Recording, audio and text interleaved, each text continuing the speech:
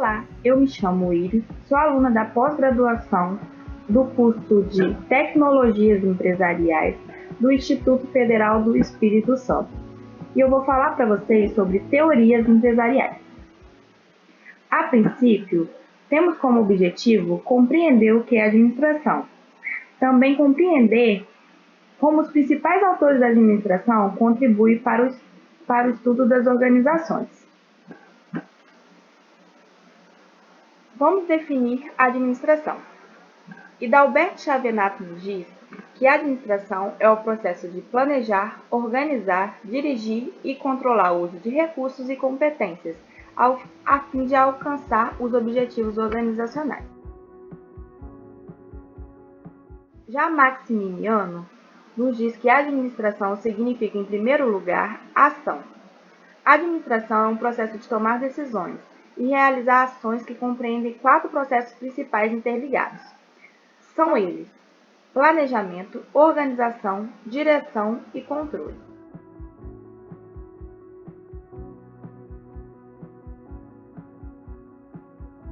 Vamos falar sobre os antecedentes da administração. Temos como principais antecedentes da administração a influência dos filósofos, a influência da organização da Igreja Católica, a organização militar e a Revolução Industrial. Primeiramente, vamos falar da influência dos filósofos. Sócrates nos diz que a administração é uma habilidade pessoal separada do conhecimento técnico e da experiência. Já Platão preocupou-se com os negócios públicos e com a forma democrática de governo. Por sua vez, Aristóteles, em seu livro Política, distingue 3 formas de administração pública. São elas: monarquia, aristocracia e democracia, onde monarquia é o governo de um só, aristocracia é o governo de uma elite e a democracia é o governo do povo.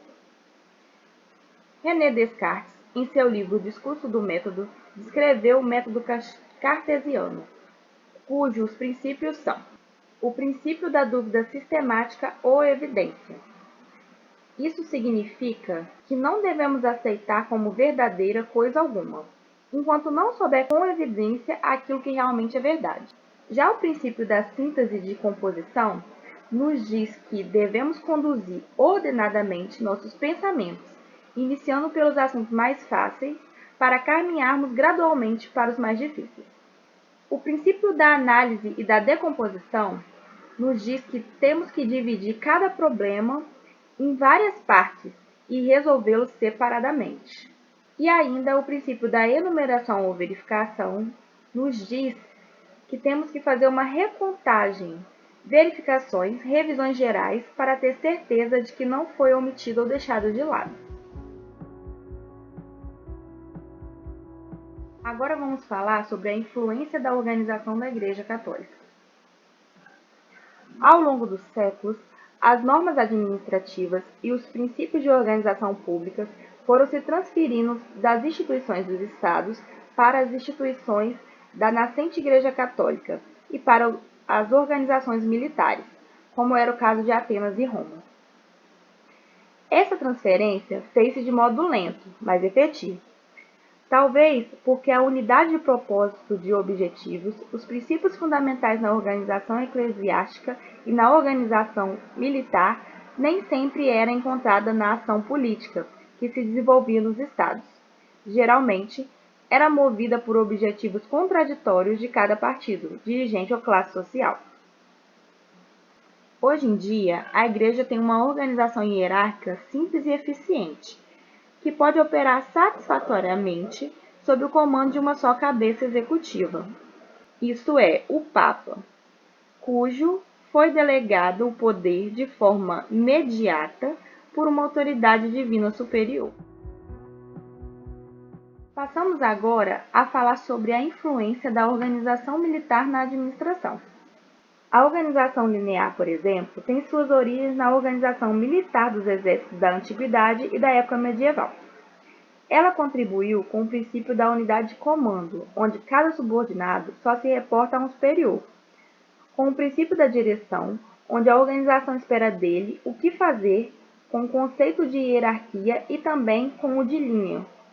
Por exemplo, na época de Napoleão, ele chefiava o exército e tinha a responsabilidade de supervisionar a totalidade. Com a expansão territorial das batalhas, a direção ou comando das batalhas exigiu um novo plano de organização. Passou a planejar a centralização do controle e descentralização da execução. Houve também a influência da Revolução Industrial. Nesse período, o processo produtivo era baseado na manufatura, isto é, feito por artesãos. Com a invenção da máquina a vapor em 1776 por James Watt, houve mudanças políticas, sociais e econômicas. O trabalho artesanal foi substituído pelas máquinas, dando à produção uma melhor qualidade e diminuindo o custo. A força muscular foi substituída pela força da máquina a vapor. A invenção da máquina a vapor por volta de 1736 e sua posterior aplicação à indústria na Inglaterra foi chamada de Era do Carvão e Ferro, ou como é mais conhecida, Revolução Industrial. Em sua primeira fase, foi introduzida na indústria de agricultura, nas máquinas de fiar, descaroçadores de algodão, tear hidráulico e mecânico, e substituiu a força aplicada por homens ou animais. Em sua segunda fase, surgem então as máquinas movidas a força motriz, energia elétrica, combustíveis, derivados do petróleo e também houve o surgimento das locomotivas a vapor. Já em sua terceira fase, ocorreu o desenvolvimento do sistema fabril e o artesão dá lugar ao operário fabril. Decorre então o fenômeno social da migração e, como consequência, a urbanização. Além dessas mudanças, a quarta fase da Revolução Industrial trouxe a aceleração dos transportes e das comunicações. Surgiu a navegação a vapor por volta de 1807 e as primeiras estradas de ferro começaram a ser construídas na Inglaterra por volta de 1825. Nos Estados Unidos foram construídas por volta de 1829 e posteriormente no Japão em 1832. Podemos destacar alguns fatos históricos dessa época, como por exemplo, a invenção dos telégrafos elétricos em 1835, o selo postal na Inglaterra em 1840 e o telefone em 1876.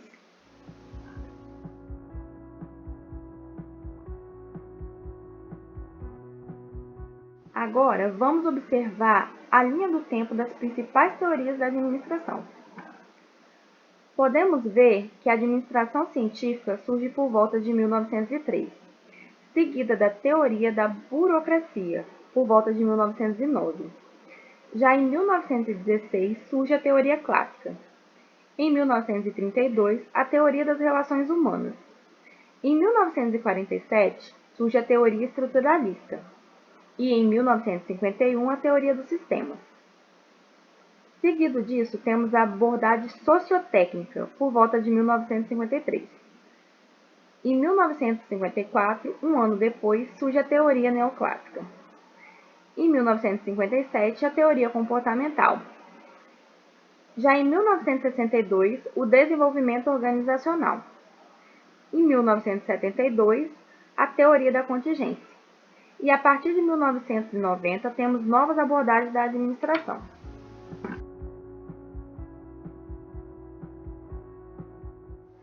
Agora, vamos falar sobre as principais teorias da administração e seus enfoques. Vamos começar pela administração científica. O seu principal autor foi Frederick Taylor. Sua área de atuação é a produção, isso é, o chão de fábrica. O trabalho era dependente da política, segundo Taylor. Implementou a divisão do trabalho e o controle das fábricas.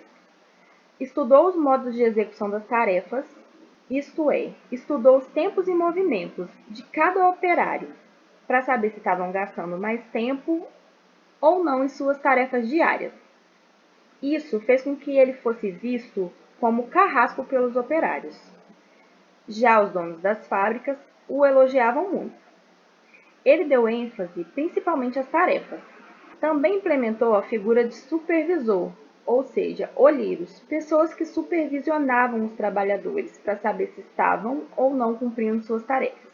Nessa época, o trabalhador era visto como um escravo. A visão estratégica da administração científica é de baixo para cima, isto é, foco nos operários para depois chegar à estratégia e os diretores. Vamos ver também a teoria clássica. Seu principal autor foi Fayol. Sua área de atuação era a estrutura da organização. Fayol era um engenheiro, por isso deu ênfase na estrutura. A hierarquia dessa teoria é vista de cima para baixo. Isto é, os patrões comandavam e passavam as ordens aos operários. Também pregava que os operários deveriam ter participação nos lucros. Além disso, acreditava que isso iria gerar remuneração justa e estabilidade no cargo. E também queria implementar prêmio de incentivo aos funcionários. Fayol criou 14 princípios gerais da administração. São eles: ordem material e humana, divisão do trabalho, disciplina, interesse da empresa acima dos interesses dos funcionários, autoridade e responsabilidade, unidade de comando, unidade de direção, remuneração justa, centralização, hierarquia, equidade, isto é, justiça para alcançar lealdade, estabilidade de pessoal, iniciativa e espírito de equipe. Para ele, era necessário prever, organizar, comandar, coordenar e controlar.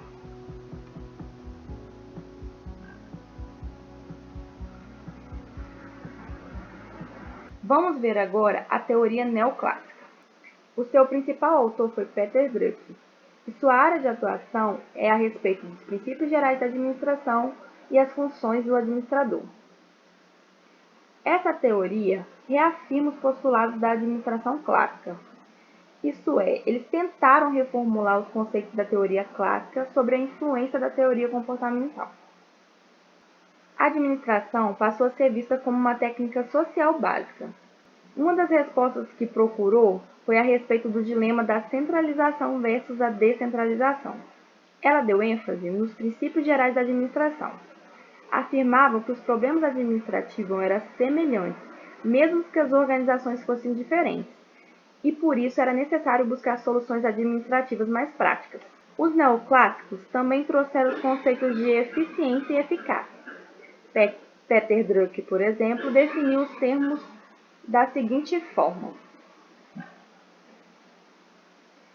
eficiência consiste em fazer certo as coisas. Geralmente está ligada ao nível operacional, como realizar as operações com menos recursos, menos tempos, menos orçamento, menos pessoas e também menos matéria-prima.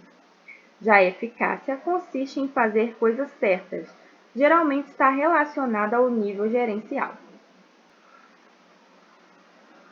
E por último, os autores neoclássicos estabeleceram funções para o administrador, onde o ciclo administrativo é regido pelo ciclo PDCA.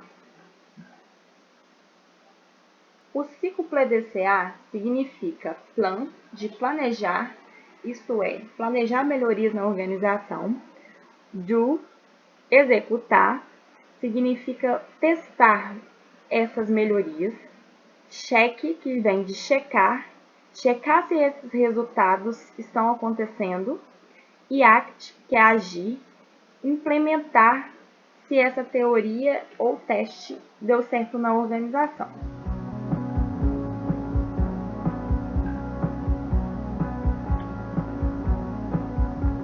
Agora vamos ver a teoria da burocracia. Seu principal autor foi Max Weber. Sua área de atuação era a respeito da organização da sociedade. Ela surge como crítica à teoria clássica das relações humanas, que vê o homem como econômico e social. Ela tentou integrar todos os autores, Fayol, Mayo, Taylor, Ford, visando alcançar o sucesso da organização, se baseia na racionalidade. A sua teoria também diz que existem tipos de sociedade. Esses tipos são a tradicional, por exemplo, tribos indígenas, patriarcal, significa grupos religiosos e entidades místicas, ou a sociedade legal e racional, também conhecido como burocrático, como é o caso do exército. Essa teoria diz que as coisas devem ser explicadas no mínimo detalhe. Tem caráter legal das normas, isso é, segue uma padronização. O caráter formal das comunicações, isto é, tudo deve ser por escrito. Tem caráter também racional e da divisão do trabalho e poder. Exige limite de tarefa por pessoa. A hierarquia da autoridade também se faz presente, isso é, essa teoria tem muita formalidade, impessoalidade e profissionalismo. Vamos abordar agora a teoria estruturalista. Essa teoria não tem um autor específico. Ela é formada por vários autores da década de 50. Ela surge a partir da teoria burocrática e da teoria das relações humanas. A motivação é fundamental para a produtividade. A estrutura é vista como todo e não isoladamente. Além disso, acredita-se num conjunto de comportamento dos operários. Acredita-se também nessa teoria que existem níveis organizacionais, isso é, o institucional seria o diretor ou presidente, ou até mesmo o CEO, o gerencial, que seria o supervisor, e o técnico, que seriam os operários. Essa teoria analisou não só as fábricas, como também as organizações militares, organizações públicas e organizações filantrópicas e religiosas. Ela diz que a estrutura interna, junto com a estrutura externa, tem que visar atingir os mesmos objetivos. Vamos agora falar da teoria das relações humanas.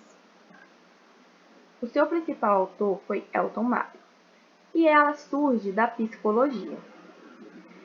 Ela surgiu no momento da crise de 1929. Isso é, estavam existindo muitos protestos de trabalhadores nessa época nos Estados Unidos. E isso trouxe problemas econômicos que impactaram diretamente nas questões sociais e trabalhistas. Teve como objetivo identificar os sentimentos e atividades dos colaboradores e como esses dois pontos se interligam. Ela é vista com maior clareza a partir da experiência de Hawthorne.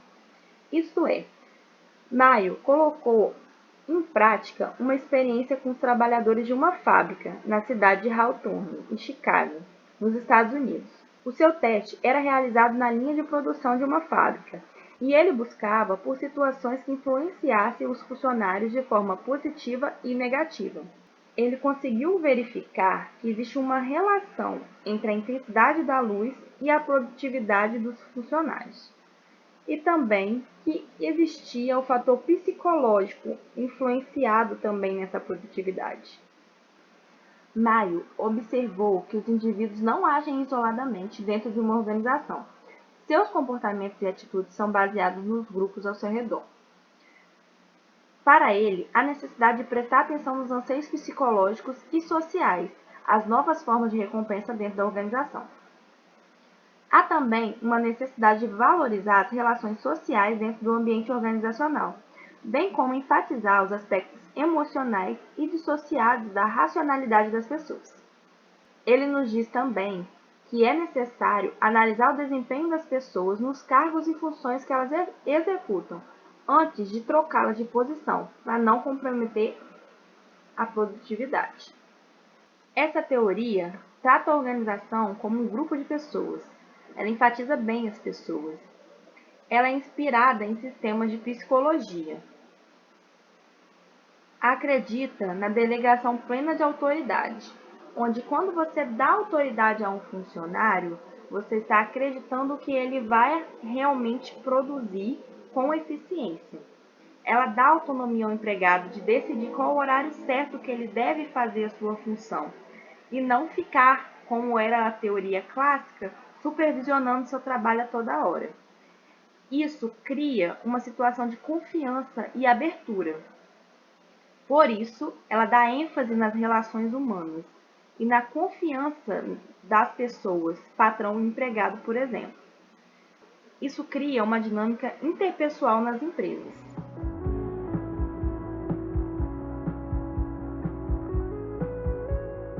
Agora vamos falar sobre a teoria dos sistemas.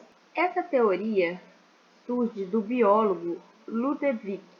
A sua principal área de atuação seria a psicologia, a sociologia, a física, a economia e a cibernética. Ela é fundamentada nas análises quantitativas, no conjunto de elementos interagentes e interdependentes. Acredita que a organização deve formar um todo.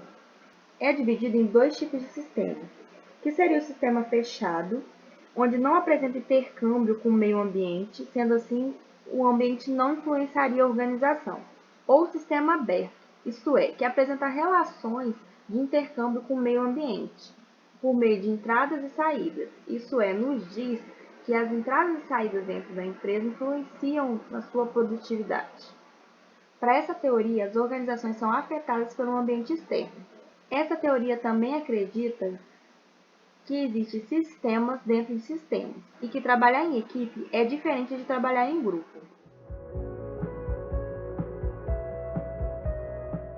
Agora vamos abordar a teoria do comportamento organizacional. Seu principal autor foi Albert Simon. Nessa teoria, a ênfase permanece nas pessoas, mas dentro do contexto organizacional mais amplo. Ela se fundamenta na grande ênfase nas pessoas, na preocupação com o comportamento organizacional e os processos de trabalho, e também no estudo do comportamento humano. Ela tem como principal foco a teoria da hierarquia das necessidades de Maslow. Nessa teoria, as necessidades são apresentadas em 5 grandes grupos. Isso é, existem as necessidades fisiológicas de segurança, de amor e relacionamento, de estima e de autorrealização. Nas fisiológicas, são encontradas as necessidades básicas do ser humano, como se alimentar, usar roupas, repousar e ter moradia. O segundo nível, que são as necessidades de segurança, também são consideradas necessidades básicas.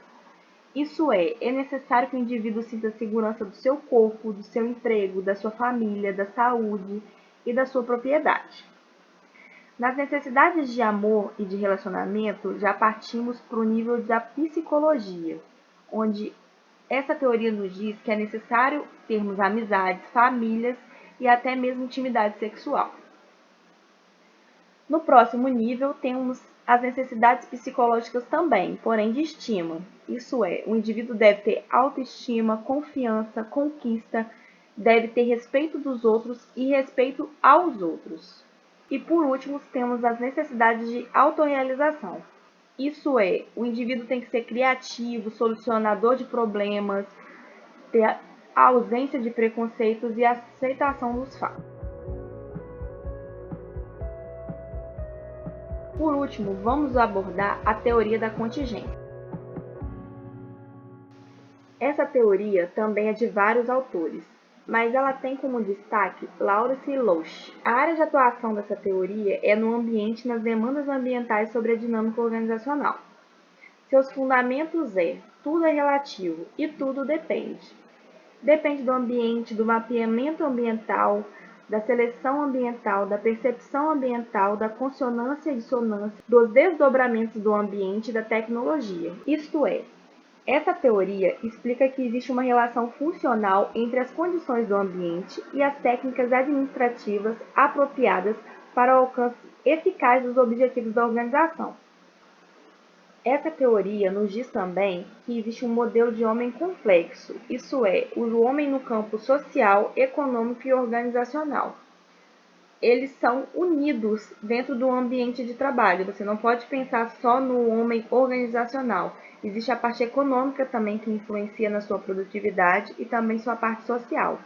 Se ele não está satisfeito com o valor que ele ganha de salário, de remuneração, ele não vai produzir bem. Ou se ele está insatisfeito na sua vida pessoal ou insatisfeito também em relação às pessoas que ele está convivendo, ele também não vai ter um bom desempenho dentro da organização.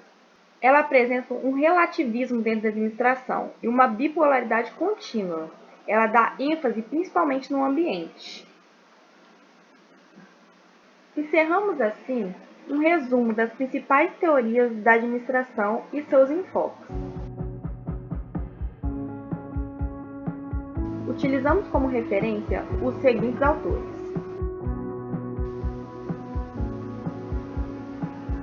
espero que possam ter compreendido um pouquinho da administração e suas principais teorias. Até a próxima!